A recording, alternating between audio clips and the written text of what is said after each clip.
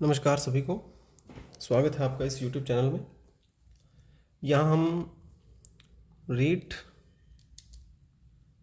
या इसे अब थर्ड ग्रेड एग्ज़ाम ही कह सकते हैं अपने थर्ड ग्रेड एग्ज़ाम जो अभी जनवरी में जिसके पेपर होने हैं, उसमें साइंस और मैथ्स के जो विद्यार्थी भाग लेंगे उनमें मैथ का पोर्शन जो सिलेबस निर्धारित है वो इस YouTube चैनल के माध्यम से करवाने का प्रयास कर रहे हैं। लेवल 2 में जो भी सिलेबस दिया गया है उसके अंदर पहला जो टॉपिक है वो दिया गया है परिमेय अप्रमेय संख्याएं और वास्तविक संख्या और उनके दशमलव प्रसार। ठीक है, एक ही टॉपिक है, अलग अलग नहीं है। परिमेय अप्रमेय संख्याएं अलग है और वास्तविक संख्याएं अलग है, ऐसा नहीं है। वास्तविक संख्याओं के अंदर ये दोनों संख्याएं आ जाती हैं, तो ये पूरा एक ही टॉपिक है, इसको एक ही टॉपिक मान के अपने समझेंगे। तो इसमें देखिए, आप सबसे पहले वास्तविक संख्याएं अपने जान लेते हैं कि वास्तविक संख्याएं क्या होती हैं। वास्तविक संख्याएं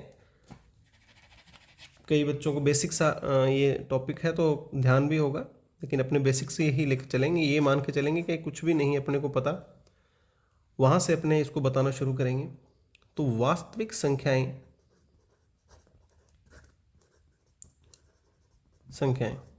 वास्तविक संख्याएं जैसा कि देखो नाम से पता है, जो वास्तव में संख्या है, जिनका अस्तित्व है, उन संख्याओं को हम वास्तविक संख्याएं कहते हैं। वास्तविक संख्याएं और ज़्यादा क्लियर हो जाएंगी जब इसके साथ ही अपने पढ़ेंगे काल्पनिक संख्याओं को। काल्पनिक संख्याएं, इनको अपने एक साथ पढ़ेंगे तो ये ज़्यादा क्लियर होगा कि वास्तविक संख्याओं से मतलब क्या है। वास्तविक संख्याएं जो वास्तव में, संख्या रेखा का अपने उपयोग सब करते ही आए हैं छोटी क्लासों से। संख्या रेखा एक संख्या, एक रेखा जिसके ऊपर सभी संख्याएं उपस्थित अपने मान सकते हैं। यहाँ पे 0 लेते हैं और इधर सारी प्लस की संख्याएं चलती हैं और इधर सारी ही माइनस की संख्याएं चलती हैं। आपका जो मन आए वो संख्याएं आप इस पर लिख दीजिए, वो सारी इस पर उपस्थित मानी जाएगी। आपके मन में आता है 1, 2, 3 ये लिखने का, तो ये लिख दीजिए। आपके मन में आता है कि भाई 1 और 2 के बीच में मैं तो लिखूँगा 1.5 लिख दीजिए। ठीक है, आपके मन में आता है कि मैं 2 के बाद लिखूँगा 2.3, 2, 3, 6, 7, 2 ये लिखूँगा, तो ये भी इस पर उपस्थित है। ऐसा ही माइनस की तरफ भी है, 0 से माइनस की ओर चलेंगे तब भी आपके जो मन में आया वो संख्या यहाँ पे रख दीजिए, वो सारी संख्याएं इस संख्या रेखा पर उपस्थित होंगी। तो इस संख्या रेखा पर जितनी भी संख्याएं उपस्थित हैं उन सबको हम कहते हैं वास्तविक संख्याएं। ठीक है जी, वास्तविक संख्याएं इसको अपने कहते हैं। काल्पनिक संख्याएं क्या होती हैं? काल्पनिक संख्या में एक ही शर्त है कि अंडर रूट के अंदर यदि कोई माइनस की संख्या आ जाती है तो उसे अपने काल्पनिक संख्या कहते हैं। बस, अंडर रूट के अंदर जो भी संख्या आ जाती है उसको अपने क्या कहते हैं? वास्तविक संख्या कहेंगे। जैसे आपने अंडर रूट में ले लिया -3, तो ये वास्तविक संख्या है। अंडर रूट के अंदर ले लिया -5, तो ये वास्तविक नहीं, काल्पनिक संख्या है। अंडर रूट के आपने अंदर ले लिया -10, तो ये काल्पनिक संख्या है। अब ये 3, 5 और 10 की वजह से काल्पनिक नहीं है, ये काल्पनिक है माइनस के निशान की वजह से। जब वर्गमूल के अंदर जब भी माइनस का निशान आता है, संख्या चाहे कुछ भी हो, XYZ कुछ भी हो, माइनस का निशान अगर अंडर रूट के अंदर आता है तो इस संख्या को हम काल्पनिक संख्या मानते हैं। और माइनस का निशान या -1 बोलते हैं, वैसे तो -1 को हम बोलते हैं आयोटा, इसको आयोटा कहा जाता है। अब जैसे ये -√3 लिखा हुआ है तो √3 तो यहाँ आ जाएगा, लेकिन माइनस अंडर रूट का क्या मतलब हुआ? इसका मतलब हुआ आयोटा। √5 है तो इसको क्या लिखेंगे? 5 के ऊपर तो अंडर रूट आ जाएगा, लेकिन माइनस के ऊपर अंडर रूट आएगा, उसका क्या बनेगा? आयोटा। इसी प्रकार यहाँ पे भी अंडर रूट तो हो जाएगा 10 और माइनस का क्या हो जाएगा? आयोटा। एक और देख लेते हैं एग्जाम्पल, -4 है तो 4 का तो अंडर रूट होकर के क्या आ जाएगा? 2, लेकिन माइनस का क्या हो जाएगा? आयोटा। तो माइनस में ये ध्यान रखना है अपने को, माइनस के अंदर अगर कोई संख्या है और वो अंडर रूट में है तो उन संख्याओं को हम क्या कहेंगे? उनको हम काल्पनिक संख्याएं बोलेंगे। काल्पनिक संख्याओं के अलावा जितनी भी संख्याएं हैं वो सारी की सारी किस में आती हैं? वो आती हैं वास्तविक संख्याओं में। बस, अब वास्तविक संख्याएं ही आगे चलेंगी। काल्पनिक संख्याओं का इतना ही मैटर है, इसके अलावा इसमें कोई और बात बताने लायक नहीं है। वास्तविक संख्याओं का अब आगे मैटर चलेगा।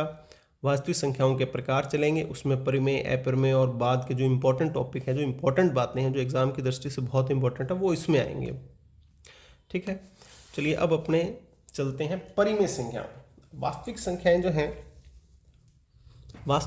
जो हैं वो दो संख्याओं से मिलकर बनी है। कौन कौन सी? एक तो परिमेय संख्याएं और अपरिमेय संख्याएं। तो वास्तविक संख्या है वो दो संख्या से मिलकर बनी है।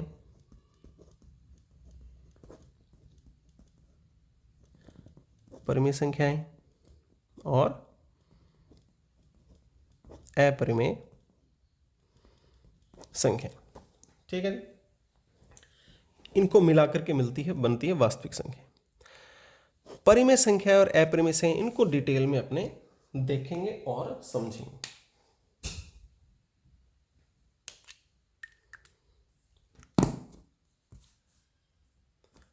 नंबर 1,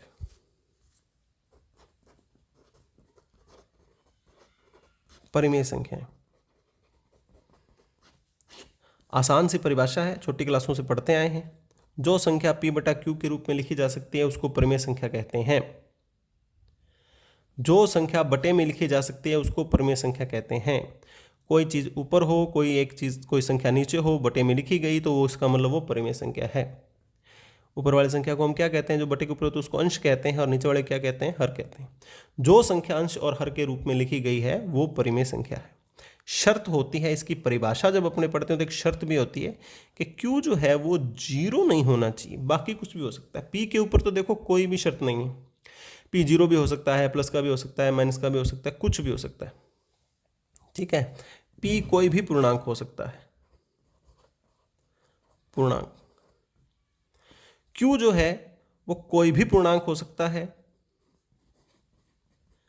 कोई भी पूर्णांक हो सकता है, खाली किसको छोड़ करके? 0 को छोड़ करके। 0 को छोड़ करके p भी कोई भी पूर्णांक हो सकता है। ये परिमेय संख्याओं का है। 0 होने में क्या दिक्कत है? 0 हो जाएगा तो क्या हो जाएगा भाई? किसी भी संख्या के बटे में अगर शून्य आ जाता है तो वो संख्या क्या मानी जाती है? वो संख्या मानी जाती है अपरिभाषित। अपरिभाषित, और अपरिभाषित संख्या परिमेय संख्या की श्रेणी में नहीं आती। परिमेय संख्या मतलब परिमित संख्याएं, जिनका मान परिमित हो, फिक्स हो, पता हो। जिनका मान ही पता नहीं है वो इसमें नहीं आएंगे। ठीक है ना, मान पता होना चाहिए, पॉइंटों में हो, बट्टे में हो, कैसा भी हो, बस मान पता होना चाहिए, वो संख्या परिमेय संख्याओं की श्रेणी में आ जाएंगी। ठीक है, इसमें आप अब देख लीजिए पूर्णांक तो आपको पता ही होगा। पूर्णांक, चलिए इस पर भी बात कर लेते हैं। सबसे पहले कौन सी संख्याएं होती हैं? प्राकृत संख्याएं। कहाँ से शुरू होती हैं भाई? 1, 2, 3, 4, 5 डॉट डॉट डॉट। इसमें अगर 0 और सम्मिलित कर दिया जाए तो ये क्या हो जाती हैं? ये हो जाती हैं पूर्ण संख्याएं। इसमें 0, 1, 2, 3 इधर चल रही हैं। इसमें माइनस की संख्याएं भी सम्मिलित कर ली जाएं तो ये क्या हो जाएंगी? ये हो जाएंगी पूर्णांक। तो ये भी परिमेय संख्याओं में आ गई। ये भी परिमेय संख्याएं हैं, ये भी परिमेय संख्याएं हैं। अब बची कौन सी? बट्टे वाली संख्या बच गई। बट्टे वाली भी जितनी संख्याएं हैं ये भी सारी किस में आ गई? माइनस में ले लो भले ही। ये भी सारी किस में हैं? ये भी परिमेय संख्या। तो परिमेय संख्या यहाँ से क्लियर होगी, बटे में लिखी जानी चाहिए। ऊपर वाला कुछ भी हो सकता है, प्लस का, माइनस का, 0, नीचे वाला 0 के अलावा कुछ हो सकता है। कोई शर्त इसके अंदर फिर और लागू नहीं होती, केवल एक ही शर्त है कि 0 नहीं होना चाहिए नीचे वाली संख्या। और परिमेय संख्याओं में प्राकृत संख्याएं परिमेय में आ गई, पूर्ण परिमेय में आ गई, पूर्णांक परिमेय में आ गई, बटे वाली सारी परिमेय में आ गई। ये परिमेय संख्याओं का लेखा जोखा है। ठीक है, इसके बाद बात अपने करते हैं अपरिमेय संख्याओं की। अपरिमेय संख्याओं की बात करते हैं।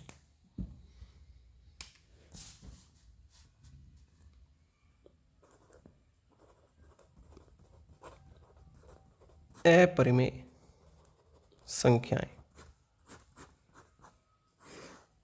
अपरिमेय संख्या, अपरिमेय संख्याएं देखो, अगर परिमेय समझ में आई हैं तो अपरिमेय की परिभाषा तो यहीं से पता चल जाएगी। जो p बटा क्यू के रूप में लिखी जा सकती हैं वो परिमेय हैं, और जो p बटा क्यू के रूप में नहीं लिखी जा सकती वो अपरिमेय संख्या है। बस इतनी सी बात है। अब इसमें कौन कौन सी आ जाएंगी वो देखना है अपने को। तो पहले तो इसका मतलब समझ लिए, थोड़ा शाब्दिक अर्थ अपने देख लेते हैं। शाब्दिक अर्थ दोनों से में ही अपने को थोड़ा सा देखना आवश्यक है, क्योंकि थोड़ी समझ अपने इसमें बढ़ जाएगी। परिमेय मतलब, परिमेय यानी परिमित मान होना चाहिए, फिक्स मान होना चाहिए, ऐसा मान होना चाहिए जो अपने को पता हो। अपरिमेय का मतलब है मान अपरिमित है, फिक्स नहीं है।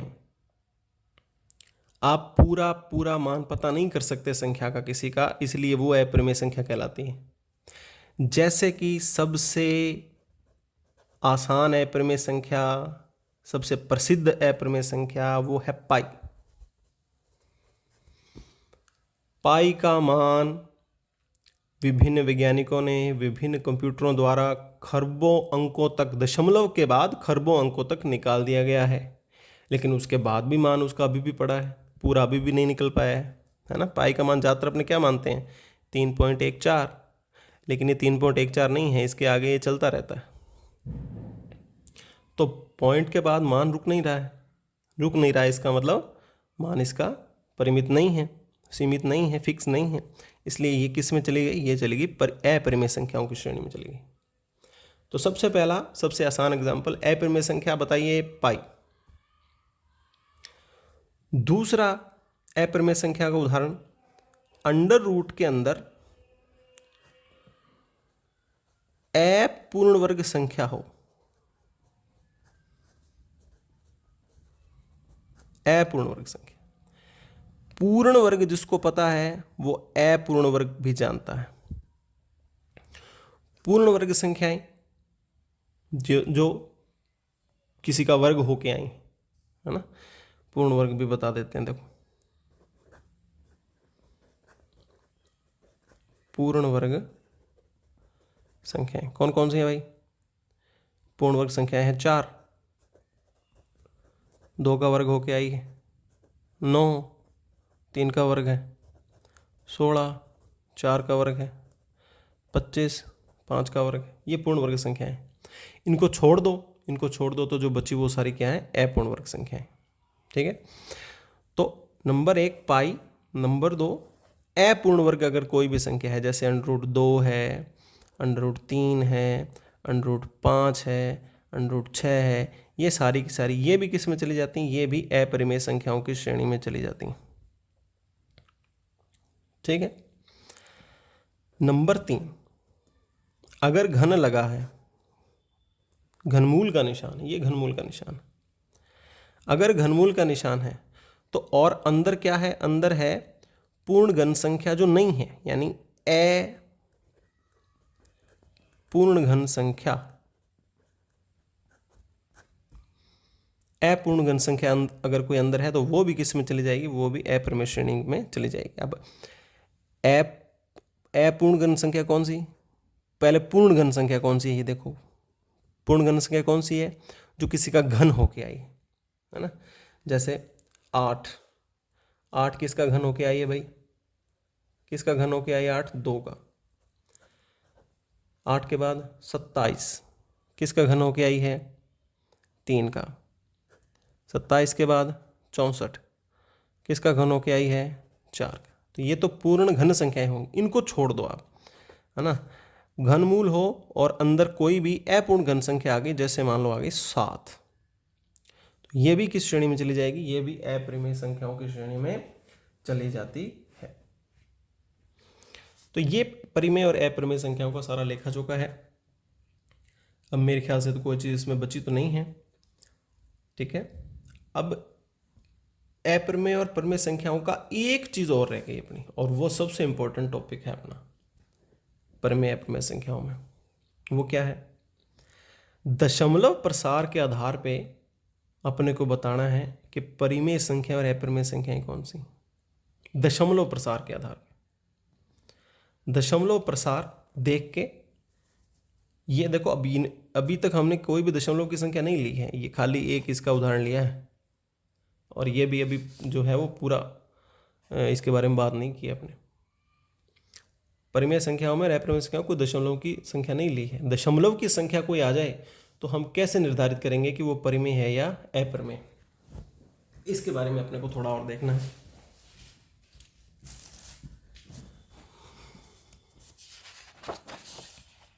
देखिए,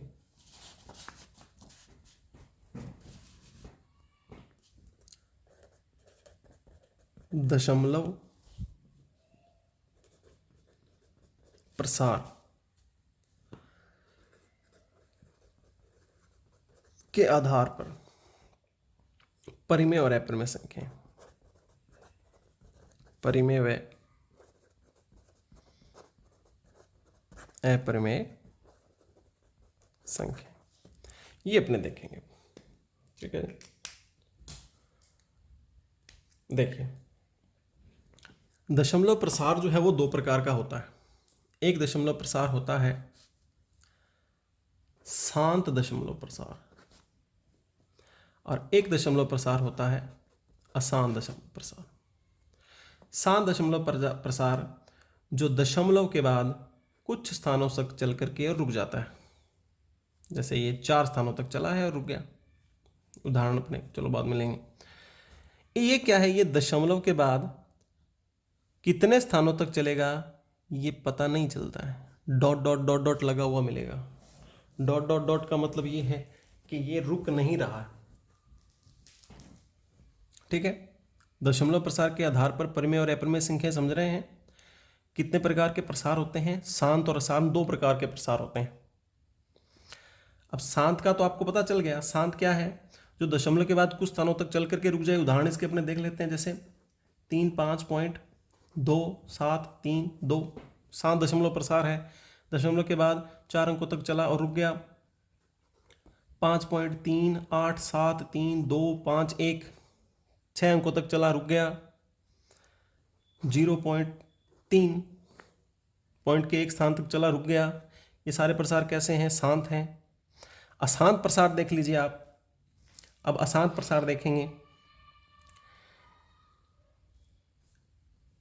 3.475 475 475 dot dot dot dot dot dot dot dot dot dot dot हमें बता रहा है कि रुक नहीं रहा है, अशांत है।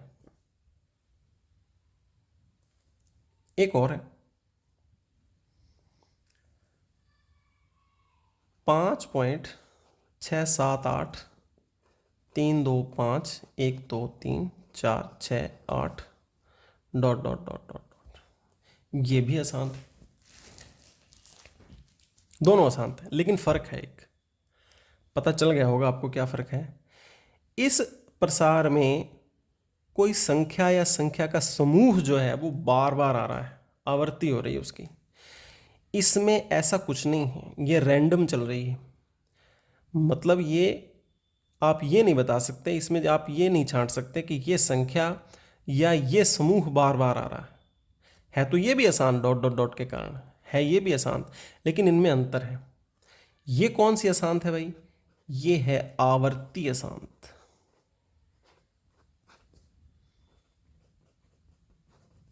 और ये कौन सी अशांत है? ये है अनावर्ती अशांत। ठीक है, 2 प्रकार के प्रसार हैं, शांत और अशांत। शांत का पता चल गया आपको। अशांत 2 टाइप के हैं, कौन कौन से? आवर्ती अशांत और अनावर्ती अशांत। यानी कुल मिला के अपने पास हो गए हैं 3 प्रकार के प्रसार। 3 प्रकार के प्रसार अपने पास हो गए हैं। कौन कौन से? शांत, आवर्ती अशांत और अनावर्ती अशांत। अब इनमें से 2 प्रसार तो हैं परिमेय संख्या के और एक प्रसार है अपरिमेय संख्या। जब भी शांत दशमलव प्रसार कहीं पर दिखे तो इसका मतलब वो कौन सी संख्या है? वो परिमेय संख्या है।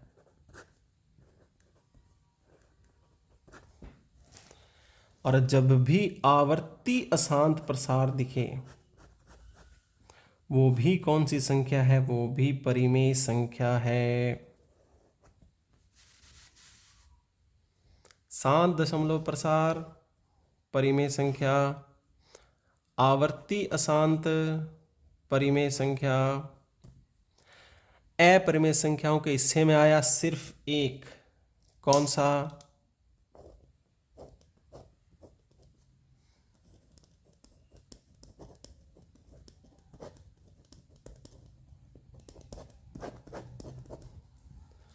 अनावर्ती अशांत।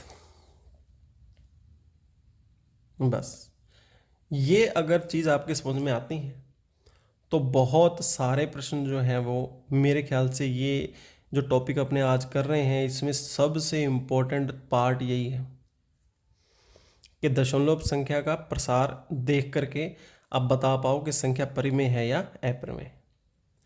प्रसार आपको समझा दिया है, शांत है, जो रुकता है दशमलव के बाद कुछ स्थानों तक चल के, रुक नहीं रहा। कौन बताएगा रुक नहीं रहा? Dot dot dot dot dot बताएंगे कि रुक नहीं रहा, वो अशांत है। अब अशांत के दो टाइप हो गए, आवर्ती वाला अशांत, अनावर्ती वाला अशांत। ठीक है जी। जो चीज़ें स्पेशल हैं, स्पेशल का मतलब थोड़ी विशेषता है, इसमें विशेषता है, रुक रहा है। इसमें भी विशेषता है, रुक तो नहीं रहा लेकिन कोई संख्या बार बार बार आ रही।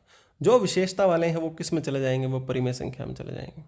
और कोई विशेषता नहीं है, चला जा रहा है, बस चला जा रहा है, चला ही जा रहा है,